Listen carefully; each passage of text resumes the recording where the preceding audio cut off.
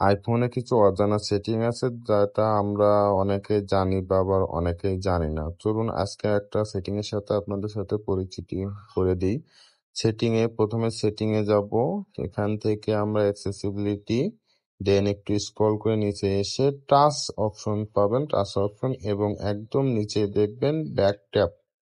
এখানে আপনি ইচ্ছা মতন সিলেক্ট করতে পারবেন। এখানে দুইটা অপশন পাবেন, ডবল ট্যাপ এবং ট্রিপল ট্যাপ।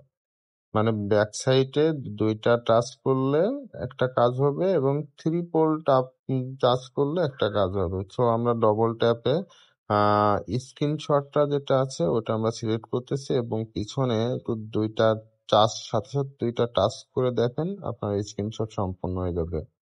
ঠিক আছে, আপনারা চাইলে সহজে স্ক্রিনশটটা এভাবে সিলেক্ট করতে পারেন। তাছাড়া আরো অনেক ফিচার আছে, যেমন হোম আছে, লক আছে, স্ক্রিন লক আছে, মিউট আছে, তারপরে ইত্যাদি ইত্যাদি। আপনারা এটা দেখে নিন। এমন সুন্দর সুন্দর ভিডিও পেতে ফলো সাবস্ক্রাইব করে সাথেই থাকুন।